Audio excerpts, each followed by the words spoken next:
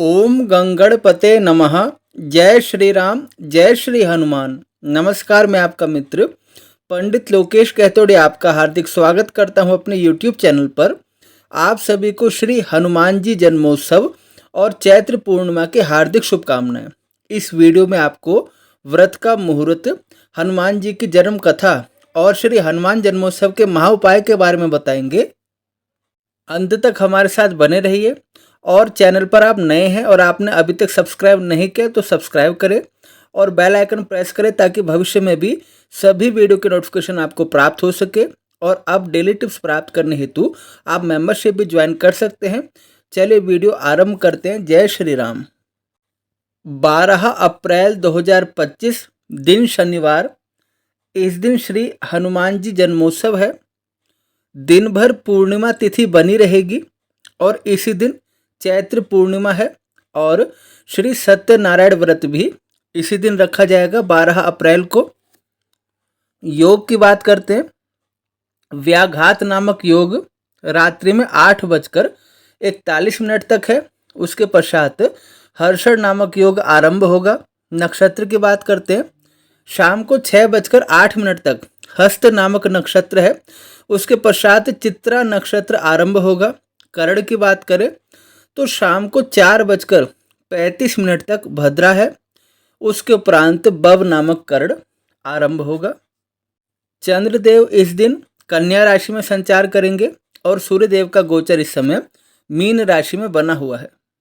राहु काल का समय है प्रातः काल 9:10 से 10:46 तक। ये राहु काल का समय है। अब चंद्र उदय के समय के बारे में चर्चा करते हैं। तो शाम को 6:18 पर चंद्रदेव का उदय माना गया है। तो शाम को 6:18 पर चंद्रदेव का दर्शन आपको प्राप्त हो जाएगा।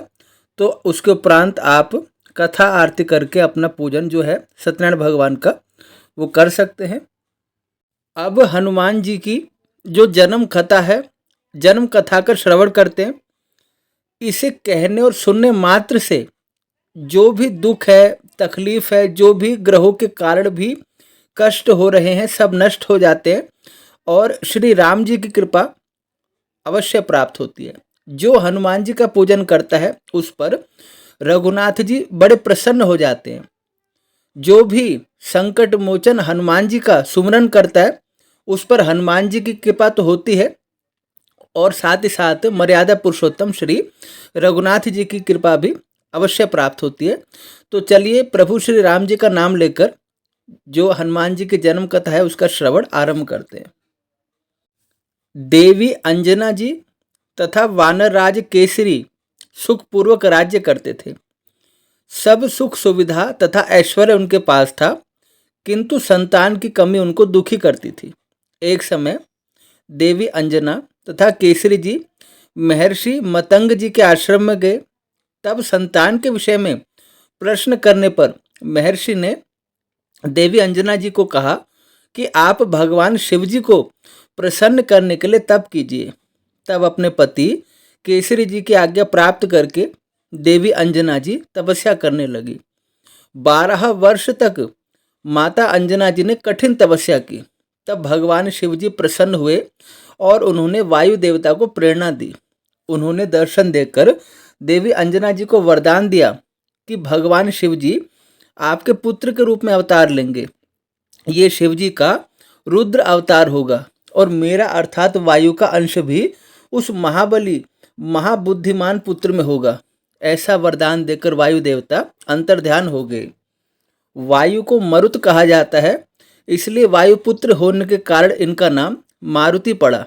देवी अंजना तथा वानरराज केसरी जी ऐसे महाबली और तेजस्वी पुत्र की प्राप्ति से अत्यंत प्रसन्न हुए। एक समय मारुति जी को बड़े जोर की भूख लगी। तब आकाश में उदय होते हुए सूर्य भगवान को देखा। लाल रंग का सूर्य मंडल मारुति जी को लाल रंग का फल लगा। शिव अंश रुद्र मूर्ति तथा वायुपुत्र होने के कारण मारुति जी में दिव्य शक्तियां जन्म से ही थी। वायु की भांति उड़ते हुए हनुमान जी उस समय सूर्य मंडल की तरफ बढ़ने लगे। उस दिन अमावस्या थी और राहु भी सूर्य को ग्रहण लगाने के लिए आए थे। उन्होंने देखा कि मारुति जी सूर्य को निगलने आ रहे हैं तो गर्जना की तुम वापिस लौट जाओ, सूर्य को ग्रहण लगाने का अधिकार सिर्फ मेरा है। तब मारुति जी राहु की तरफ झपटे। उनके बल पराक्रम को देखकर राहु भयभीत हो गए और देवराज इंद्र के पास गए। राहु से सारा वृतांत जानकर इंद्र चकित हो गए कि एक बालक में ऐसा बल पराक्रम कैसे हो सकता है। तब इंद्र राहु के साथ सूर्य के पास चले। इंद्र ने मारुति जी को कहा कि तुम सूर्य को छोड़कर चले जाओ, किंतु मारुति जी ने इंद्र की बात नहीं मानी। जब इंद्र ने उन्हें भयभीत करना चाहा तो वो ऐरावत पर बैठे हुए इंद्र की ओर झपटे। तब उनसे भयभीत होकर इंद्र ने अपना वज्र चलाया, जिसके प्रहार से मारुति जी मूर्छित हो गए और भूमि पर गिरने लगे। तब वायु देवता ने मारुति जी को गोद में उठा लिया और एक गुफा में ले गए। उस समय कुपित होकर वायु देवता ने सारे ब्रह्मांड में चलने वाली वायु की गति रोक दी। सब जीव जंतु बिना वायु के छटपटाने लगे। देवता भी बड़े दुखी हुए। वो सब ब्रह्मा जी के पास गए। तब ब्रह्मा जी सब देवताओं को लेकर वायु देवता के पास आए। ब्रह्मा जी ने बड़े प्रेम से मारुति जी के सिर पर हाथ फेरा, जिससे उनका घाव भर गया और मारुति जी उठकर बैठ गए। तब ब्रह्मा जी ने कहा कि ये साक्षात भगवान शिव जी के अवतार हैं, जो मर्यादा पुरुषोत्तम भगवान श्री राम जी की सेवा करने के लिए प्रकट हुए हैं। ये राक्षसों का संहार और देवताओं का कार्य सिद्ध करेंगे, इसलिए सब देवता इन्हें वरदान दीजिए, आशीर्वाद दीजिए। तब सबसे पहले ब्रह्मा जी ने वरदान दिया हनुमान जी को कि तुम्हारी इच्छा के बिना तुम्हें कोई मार नहीं सकता। ब्रह्मास्त्र और ब्रह्मपाश तुम्हें पीड़ा नहीं पहुंचा सकता। तुम इच्छा अनुसार रूप धारण कर सकोगे। जहाँ जाने की इच्छा है वहाँ बिना रोक टोक के जा सकोगे। सभी सिद्धियाँ और सभी शक्तियाँ तुम्हें प्राप्त हो जाएगी। भगवान शिवजी ने कहा कि मेरे त्रिशूल से भी तुम्हें कोई भय नहीं होगा और मेरी सारी शक्तियाँ तुम्हें प्राप्त होंगी, सारा तेज तुम्हें प्राप्त होगा। इंद्र ने कहा कि मेरे वज्र ने आपके हनु पर प्रहार किया और आपने वज्र का मान रखने के लिए उसे सहन किया। आज से आप हनुमान जी के नाम से विख्यात हो जाओगे। अब मेरा वज्र भी आप पर असर नहीं करेगा। आपके अंग वज्र की भांति कठोर हो जाएंगे, इसलिए आप वज्रांग हो जाओगे।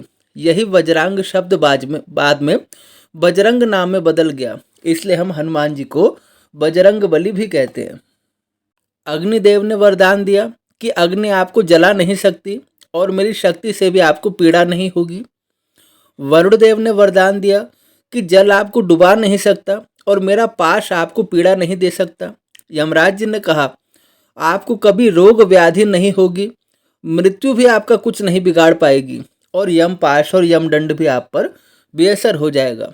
कुबेर देवता ने हनुमान जी को बड़ी भारी गदा प्रदान की और अपना सारा धन ऐश्वर्य भी उन्हें प्रदान किया।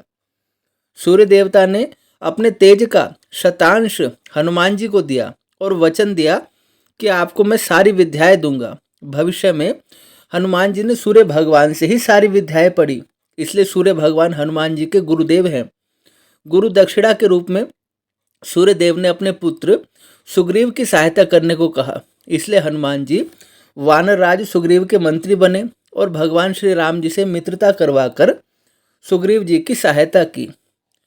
तुम उपकार सुग्रीव ही कीना, राम मिलाए राजपद दीना। श्री विश्वकर्मा जी ने वरदान दिया कि मेरे बनाए अस्त्र शस्त्र आप पर प्रहार नहीं करेंगे। इस प्रकार सभी देवताओं ने अपनी दिव्य शक्तियां हनुमान जी को प्रदान की और वायु देवता पहले की तरह बहने लगे, जिससे सारे ब्रह्मांड की रक्षा हुई। पवन तनय बल पवन समाना। वायु देवता के पुत्र हनुमान जी की शक्ति और तेज वायु के समान है। जैसे वायु को कोई रोक नहीं सकता, ऐसे ही हनुमान जी को कोई कभी सपने में भी पराजित नहीं कर सकता। हनुमान जी परम राम भक्त हैं। भगवान श्री राम जी ने हनुमान जी को वरदान दिया कि कलयुग में जब तक मेरी कथा और कीर्तन होता रहेगा, मेरे भक्त मेरी पूजा उपासना करते रहेंगे, तब तक तुम धरती पर ही रहो और मेरे भक्तों की रक्षा करो। मंगल मूर्ति हनुमान जी सदा सर्वदा हर युग में भक्तों की रक्षा करते हैं, संतों की रक्षा करते हैं। जो हनुमान जी की शरण में जाते हैं उनकी सारी पीड़ाएं, सारा दुख नष्ट हो जाता है और उन्हें प्रभु श्री राम जी की भक्ति की प्राप्ति होती है। जय श्री राम, जय श्री हनुमान। अब हम 11 महाउपाय की चर्चा करते हैं, जिनको आप अवश्य करने की कोशिश कीजिए। जिससे हनुमान जी की कृपा आपको प्राप्त होगी और जो भी परेशानी है, ग्रहों की महादशा है, अंतर्दशा है, वो सब भी दूर होगी। और इस बार बड़ा सुंदर संयोग बना है। इस बार जो ग्रहों की स्थिति है उसके अनुसार पूजन का विशेष महत्व इस बार बना है और शनिवार के दिन विशेष रूप से हनुमान जी की पूजा होती है और इससे शनिदेव की कृपा भी आपको प्राप्त होती है। उपाय की चर्चा करते हैं। आप हनुमान जी के मंदिर में जाकर उनका दर्शन करें और श्री हनुमान जी को विधिवत चोला अवश्य चढ़ाएं और वहां हनुमान जी के समक्ष जो भी आपकी परेशानी है उसको आप कहिए कि हे प्रभु, मेरे इस दुख को दूर कीजिए, मेरे संकट को दूर कीजिए और अपनी मनोकामना हनुमान जी के चरणों में निवेदित कीजिए कि हे प्रभु, ये जो मेरी मनोकामना है इसे आप पूर्ण करने की कृपा कीजिए। बहुत ही सुंदर होगा यदि आप इस दिन श्री अखंड रामायण जी का पाठ अपने घर पर रखें। और बड़ा सुंदर ये प्रसंग है कि अखंड रामायण जी का पाठ हो, इससे बढ़कर हनुमान जी को प्रसन्न करने का कौन सा उपाय हो सकता है। और यदि ऐसा संभव नहीं है किसी कारणवश, तो कम से कम श्री सुंदर कांड का पाठ तो इस दिन अवश्य ही आपके घर में होना चाहिए। और अगले उपाय की चर्चा करते हैं। मीठा पान हनुमान जी को आपको चढ़ाना है, देसी घी के लड्डुओं का भोग लगाना है, इमरती और जलेबी का भोग लगाएं हनुमान जी को। इस दिन घर में श्री सत्यनारायण भगवान की कथा अवश्य करवाइए, जिससे सब प्रकार की विपत्तियों से आपकी रक्षा होगी। श्री मंगल कवच का पाठ और श्रवण अवश्य कीजिए। आप हमारे चैनल पर भी सुनना चाहे तो मंगल कवच का पाठ सुन सकते हैं। श्री राम रक्षा कवच का पाठ और श्रवण कीजिए, ये भी आप हमारे चैनल पर सुन सकते हैं। इस दिन अपने पुरोहित से संकल्प सहित मंगल ग्रह के मंत्रों का जाप करवाइए। मंगल संबंधित कोई पीड़ा है तो उसकी शांति के लिए गुरु संतों की सेवा कीजिए। इस प्रकार इन उपायों को करके आप हनुमान जी को प्रसन्न कर सकते हैं और सारा दिन श्री राम नाम की रटन आप जाप करते रहें। श्री राम जय जय राम। परोपकार के कार्य करें, शुभ कर्म करें और आपका जीवन ऐसा हो कि स्वतः आप भक्ति के मार्ग पर आगे चले, क्योंकि हनुमान जी उन लोगों से बहुत प्रसन्न होते हैं जो सांसारिक वस्तुओं में अधिक रुचि नहीं रखते किंतु प्रभु की भक्ति मांगते हैं। क्योंकि सांसारिक वस्तु तो हनुमान जी दे ही देते हैं, किंतु जो उनसे भक्ति मांगता है उससे हनुमान जी विशेष रूप से प्रसन्न होते हैं। और एक बार पुनः आपको श्री हनुमान जी जन्मोत्सव और चैत्र पूर्णिमा के हार्दिक शुभकामनाएं। और यही आशा करता हूँ, यही प्रार्थना करता हूँ कि श्री हनुमान जी का जो मंगलमय आशीर्वाद है सब पर प्राप्त हो, श्री रघुनाथ जी की कृपा सबको प्राप्त हो। और यदि वीडियो पसंद आए तो कमेंट में जय श्री राम अवश्य लिखिए और वीडियो शेयर कीजिए, लाइक कीजिए।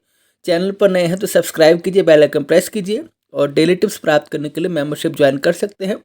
पुनः भेंट होगी नए विषय के साथ, तब तक के लिए आप सभी को जय श्री राम।